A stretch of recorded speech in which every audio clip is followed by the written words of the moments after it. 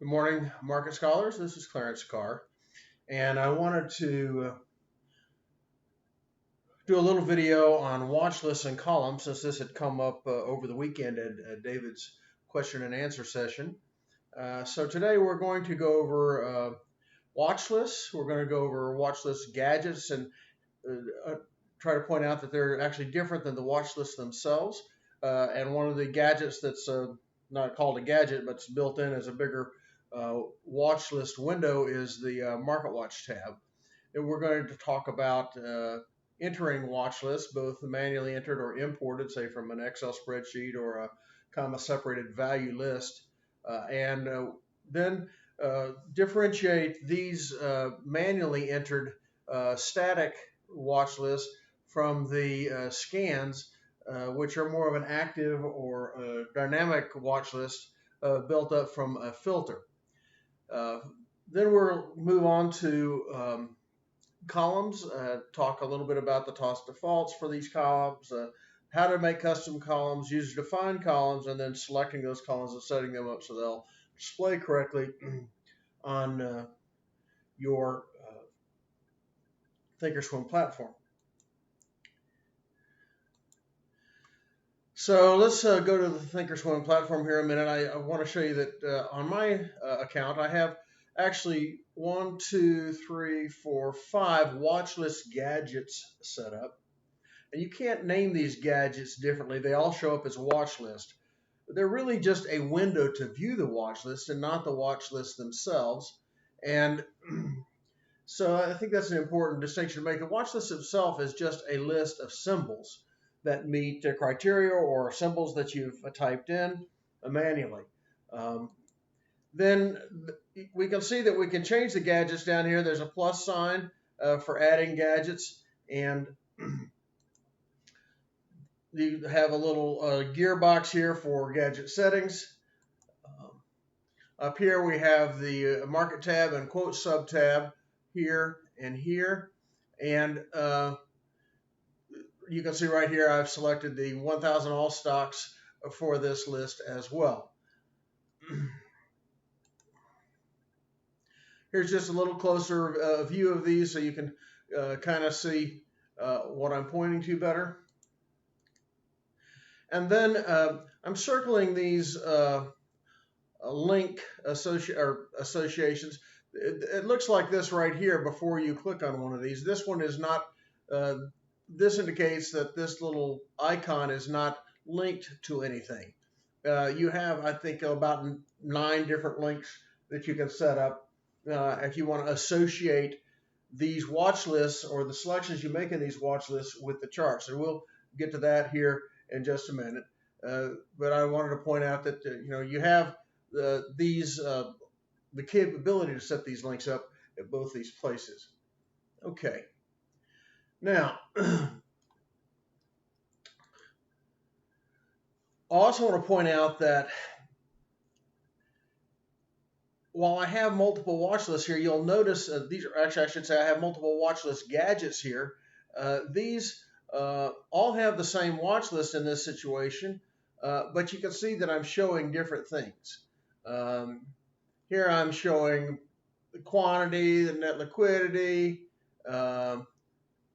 I'm showing health, the sector, and these are some strategies that I've employed, and this is kind of messaging me as to what's showing up on these different ones. So these are some custom columns I've set up here, and here's some more standard columns down here. But you can see that although these are all showing 1000 all stocks, there is a difference as to what I'm seeing in through each window or each portal in each of these watch lists. Okay, so we have covered these first 3 items in the discussion, and we will move on now to this. Now, once again, I want to just show that these are different, and I want to go back just a minute to the links that we were talking about a minute ago. If you click on that right there, you can see that I can unlink that, and then it begins to look like this one over here. The reason that can be helpful is that when we look at, if this is linked, let's go back to red. You can see that this that chart has a link as well, okay, which is the red link. And anytime I say I click on Apple here in my watch list gadget, then it will come up in the charts over here. So that's what those links do. And you do see you have different colors. You can have up to 9 different groupings of links if you want them. For me, I found that one works pretty well. I can certainly understand that people may want more than that at times.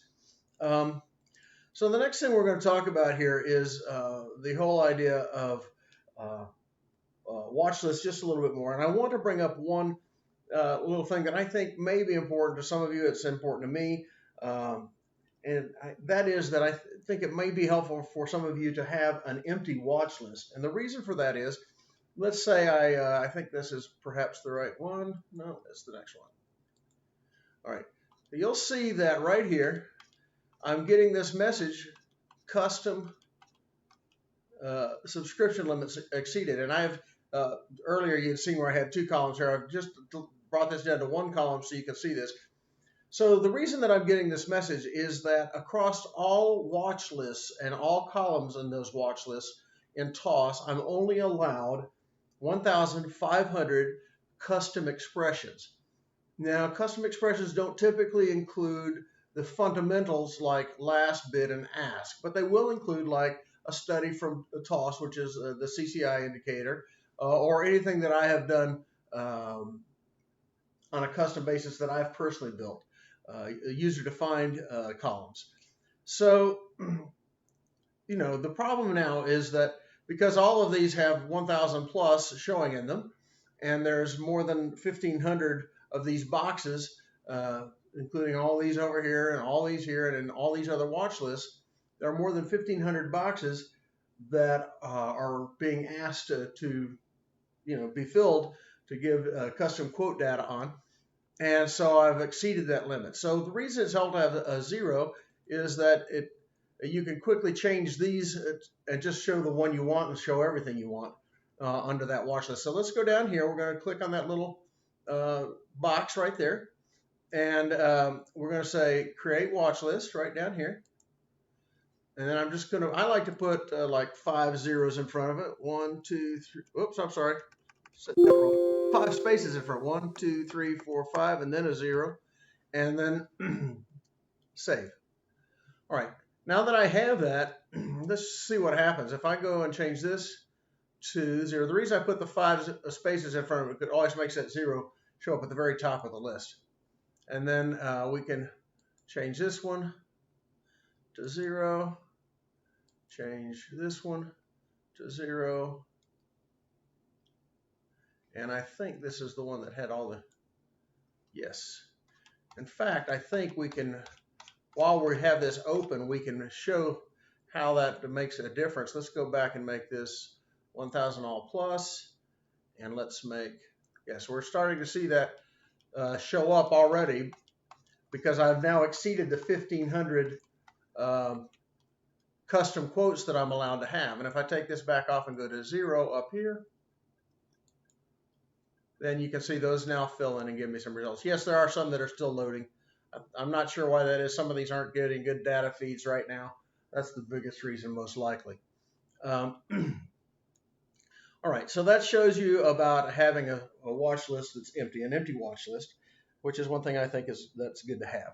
Now let's talk a little bit about creating another watch list. So we're going to go again, click on this box here that has the names, and you'll get this drop down. And then create watch list.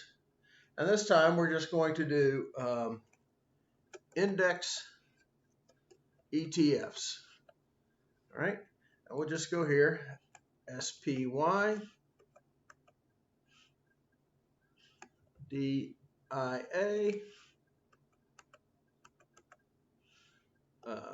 Q. I might have to come down here and click on that. QQQ IWM. And we'll just save that. Now that's a manually entered, a static watch list. It won't change from time to time. The only way it would change is if you open this up, You can't come in here and let's say type in TLT. I know that's not an index ETF, but you could put that in there and add to it. Just edit it right there by just going to the last empty line and changing it. I want to show you that you can also sort these from in ascending order or descending order. If you click it again, if you click it a third time, it goes to unsorted. And actually, you can sort on any of those columns. Ascending, we're clicking on last, here's what I'm clicking on. Descending order, and then again unsorted. Also, if you want to take this back off now, you can just highlight that like so and hit delete and then enter, and it's no longer part of that watch list. So that shows you how to manually enter a watch list. The next thing we want to do is let's go, let me bring my browser window over here, and let's go to dripinvesting.org. Many of you know that Brandon uses this as his go-to spreadsheet for trying to compare various dividend growth prospects. So we'll click here on this and bring up the actual page. And you'll see this, and then under this section here, where it says Info, Tools, and Forms, we click on that. We can come over here to the Dividend Champions Excel spreadsheet, updated 2/2/2020. Again, right here. So I'm going to click on that. You can see it's downloading this spreadsheet right here for me. And let's see if we can open that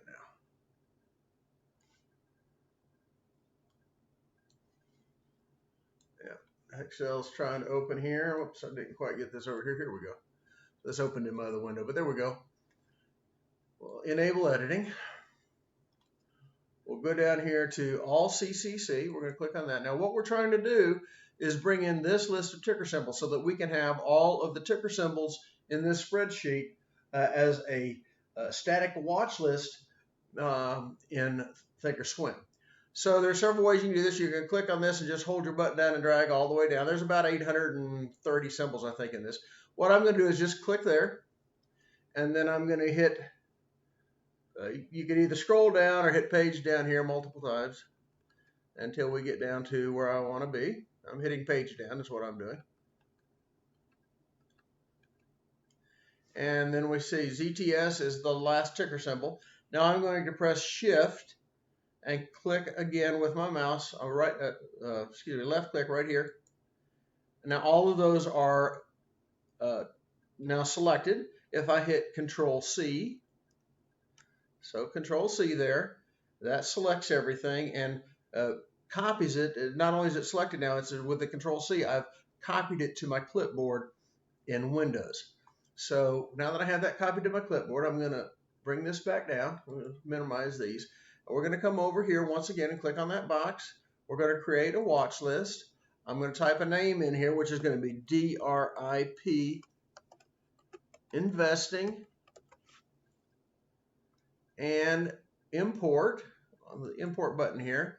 Then remember, these are all on my clipboard, so I'm going to say symbols to import, load from, paste symbols from clipboard. So I'm going to click right there, and there they come in. Okay, I think I'm going to probably get a little error message here because it happened before. There's one or two of those that don't want to come in. Not sure which one it is, but we'll see here when I save this. I think I'll get a message. I guess we're okay. All right. Yesterday I got a message on it, but it must have been for some other reason. Now we have this watch list, which again is a static watch list. And if we go over here to charts, I'll show you that we can make these all come up because this also is linked, remember. Okay. These will come up over here in these windows. Whatever I select. So that's how you create a couple of ways you can create a static watch list. Now let's take a minute and look at creating a scan. But before we do that, let me click on this just one more time so we can come over here. I want you to just notice something about these, the way these are listed. These are basically all names of different watch lists that I've set up. Some are static and some are dynamic. The static ones will just show up like this. They don't have a symbol in front of them. They're just, here's the one we just did on drip investing, for instance, okay? That's just a preset list of symbols that doesn't change or update unless you manually update it. But here we have one right below that, the drool tool for bearish candidates and the drool tool for bullish candidates. You'll see they have that little purple symbol in front of them. And I can't really point to it very well, but it's right there. Those are watch lists that are the result of a scan. So these are dynamically updated from moment to moment. And anytime you click on them, they should show what the bearish candidates are at this time. So you can see that these are the hits we get off of the bearish drool tool candidates right now. And if I go back over here and find the right spot and do the bullish candidates, we can see that there's a bullish trade on there as well. So let's look at how we can develop these scans. I'm going to go here to the Scan tab. Okay, and let me go out. I think there's a scan here that load scan base criteria. Yes, this is a scan that I call base criteria. This is what David typically has used for his base. Now, I will say that previously he had also included, come down here, penny increment options. So in the past, it had included this. It was the scan the weeklies that intersect with the penny increment options. In other words, you know, the Venn diagram would show the intersection of these two sets of stocks, and where they intersect, then those would be the ones that would be searched for these criteria here. I think that's all. Sometimes it doesn't quite show all of it. It does here, though. Okay, so but he has recently discussed that sometimes you may want to take this off, particularly if you want to include the higher dollar stocks like, say, Amazon or Google, where their options don't trade in penny increments. Now, the reason we had the penny increments on previously was because if you're looking in the smaller dollar range stocks, say up to $500 or so, I'm not sure exactly where that cutoff would be, but those options would trade in penny increments, and it was a good way to find stocks that were more liquid when you included that penny increment options portion. It may still be the best way to do it if you're looking for lower dollar range stocks.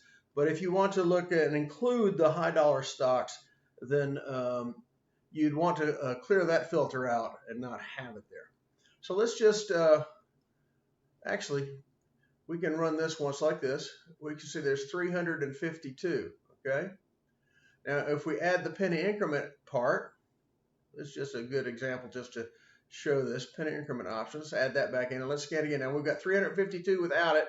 Now, if we scan with it, we only get 199, okay? So the point is that without it, though, let's take this back off again and scan.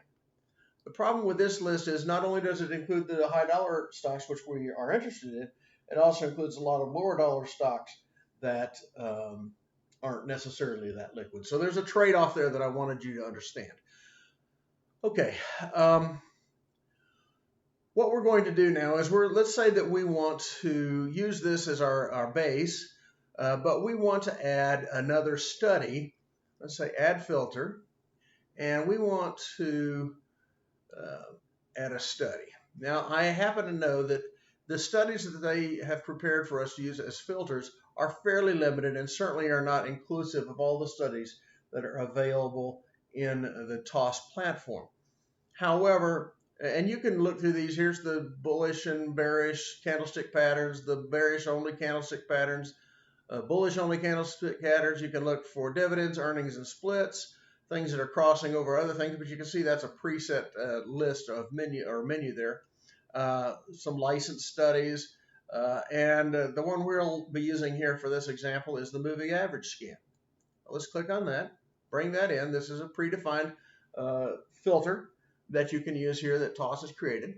And this says study the moving average. The close is at least 10% above the 20 period simple moving average. I'm going to close this out so we can read all the way over. There we go. Now we can see the entire bit. And you can see that this is this criteria will be run on daily bars. That's what the D is for there. And if we want to edit this, we can click right there. But some of this we can edit right here. Now, all I'm really looking for is stocks that have a simple moving average. First of all, let's make this above the 30-day moving average.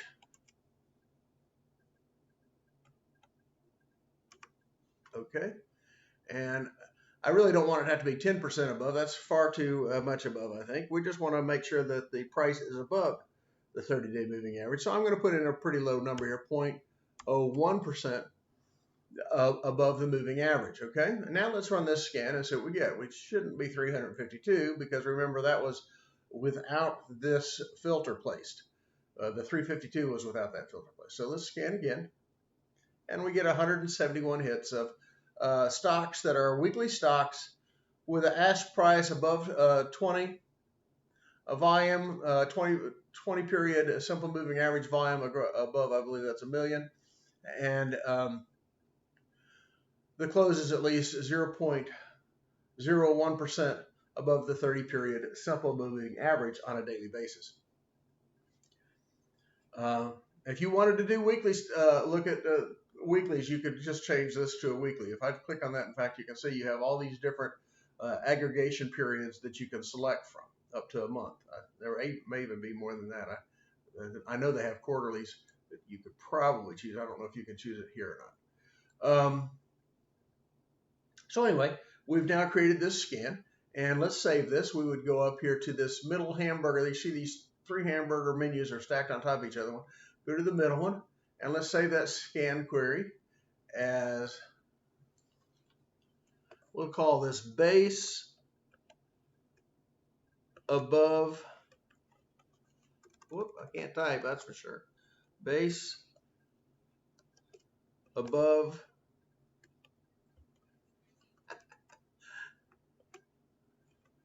above 30 DMA, 30-day moving average. I know you wonder how I ever program when I can't type any better than that. Well, it does cause some problems occasionally.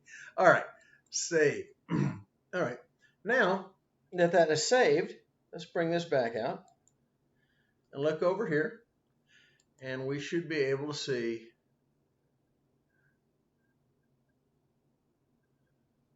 base above 30-day moving average. Right there it is. Right? And here's the list of hits that meet those criteria. So that's how you can do a dynamic watch list or create a watch list that you can be interested in. That's one way you can do this. Now, we're going to come back over here. Let's go and close this out. Let's say we want to add one more criteria to this. I'm going to say add filter. I'm going to go to study. But this time we're going to make it a custom study. Okay, down here we're going to go custom. And we're going to edit this. Now you can do this either, you can see there's a condition wizard here or there's a think script editor here. Okay, you can use either of those two to create these filters. And up here you have to notice the aggregation period is shown. So you have to select what aggregation period you want this filter to look at to filter for these stocks. And we're going to edit this. I don't really want to use that one. What I'm going to use is click down here, and we're going to go to function, and the function we're going to use is going to be market forecast. You know what? It's not a function. It's a study. That's my bad. Let me copy that, Control C, and go back up here. It's a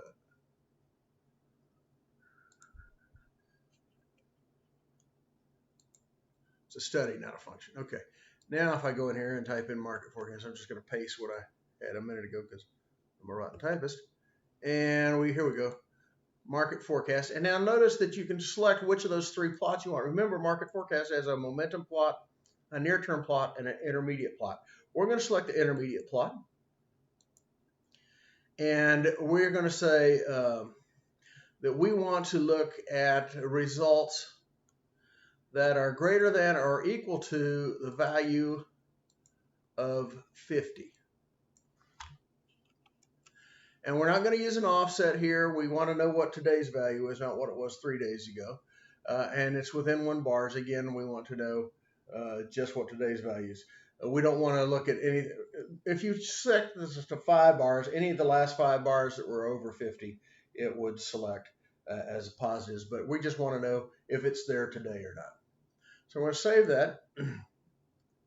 And this is basically the little how the wizard writes the code, which is basically in this situation identical to what it looks like in ThinkScript Editor. We're going to say OK. And then we're going to scan.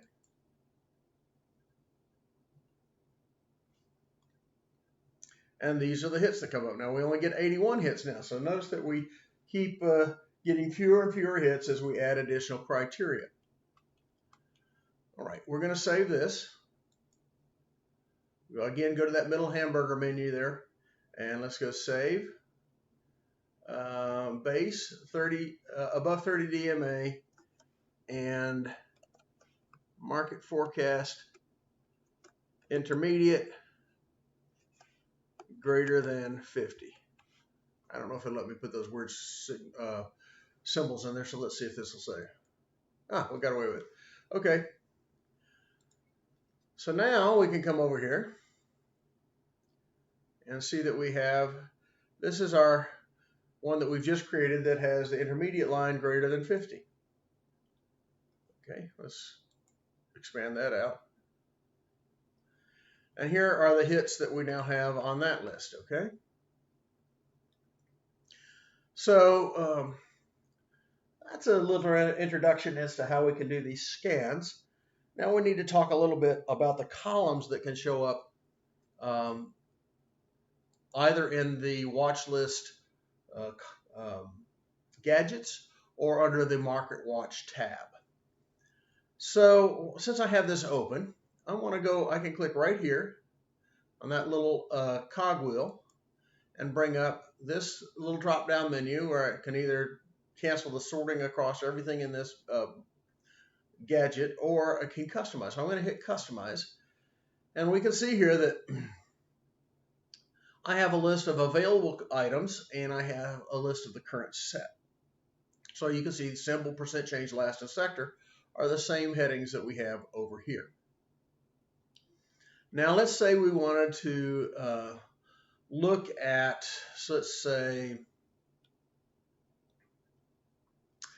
52-week high and the 52-week low. We can add those in, select OK. You see I just double clicked on those.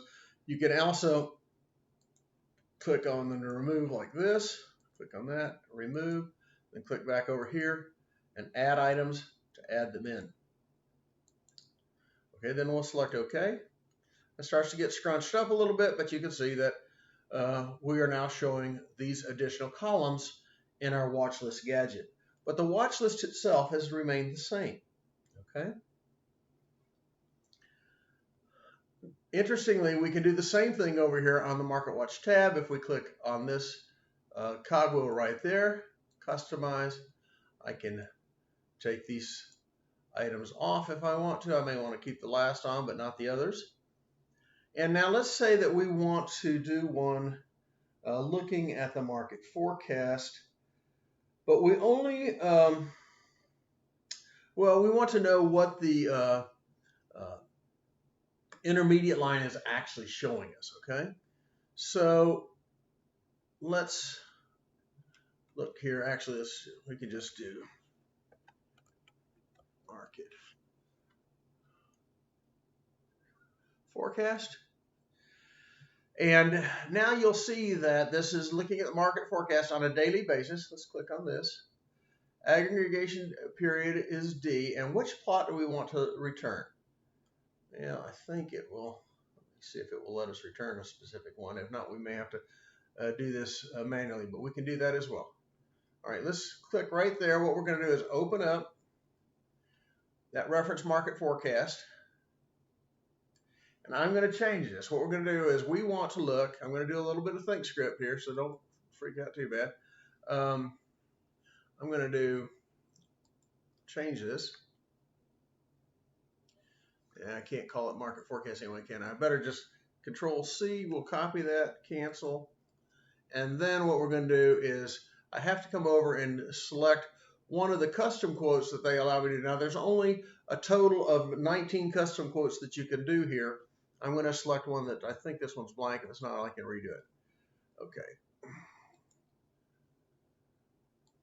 So what we're going to do is just say plot data equals to market forecast, and we're going to reference the plot here, intermediate.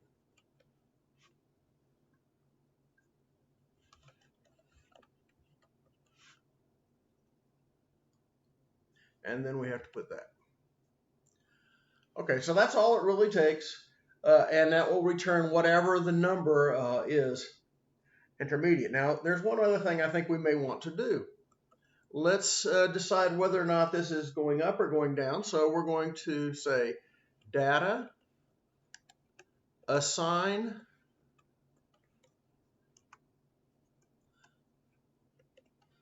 value color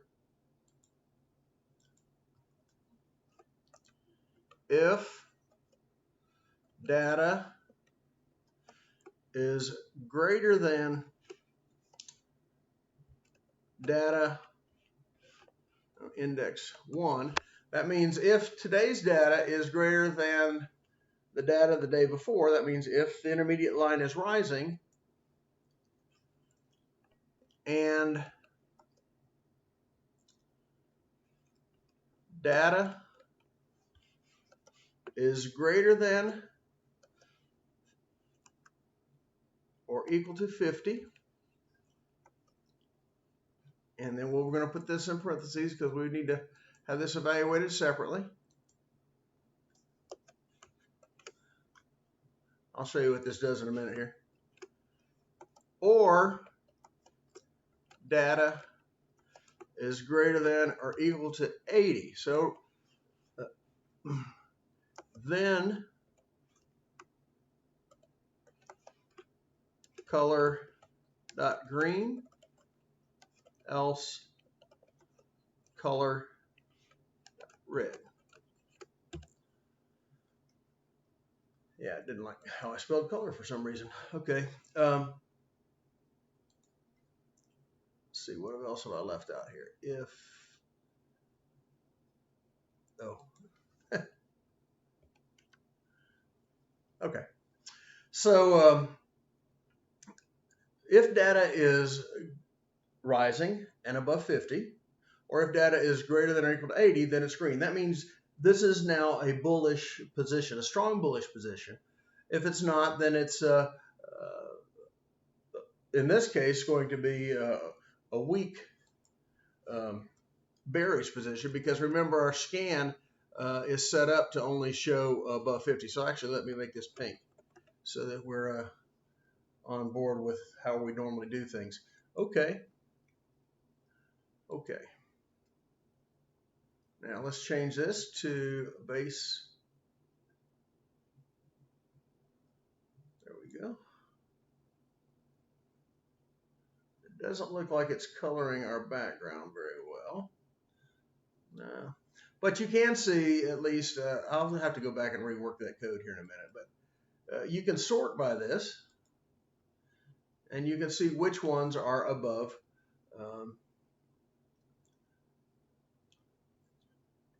50. I think there is another issue with this as well. Go back over here. Oh, I know what it is. I didn't take this out. That's why all that wasn't showing up. I forgot to change. So now we have to go back. I knew I'd forgotten something. Here we go. Custom quotes, and custom one is actually the one we did. Need to go back and make this something that I'll understand. MFC bull. Let's select the right study we're looking at there. Okay. And then let's add this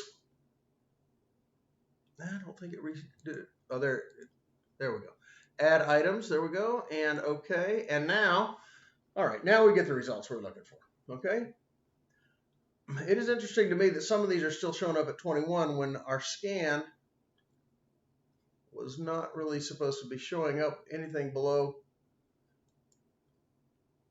Does that have the, make sure I chose the right scan here, just a second. That's usually, I find that user error is usually my biggest issue, but one way or the other.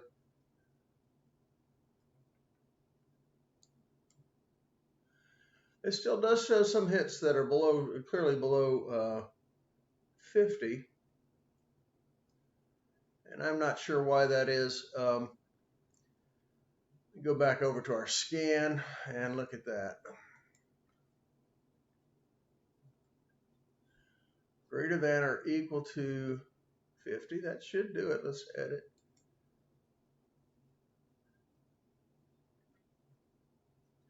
I trust these more when I've actually done the whole thing myself, but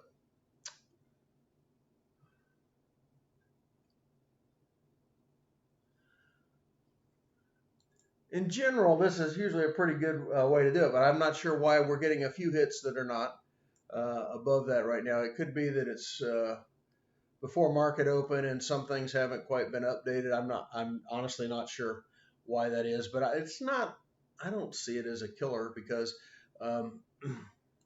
you can clearly see right here what the status is, and you can click like this and sort them, highest to lowest. And right in here, we start to get a few that don't appear that they should be in the list at all. It'd be interesting to watch this after the market open to see what it shows. But in general, that's how this is done. I know that's not perfect, and I kind of hate that. But at the same time, I feel like it's a problem with the feed rather than a problem with the scan. So we'll call it quits at this point, and that gives you some ideas of how you can adjust your columns and how you can set up your watch list. So I hope that was helpful, and I hope you have a wonderful day. Thank you.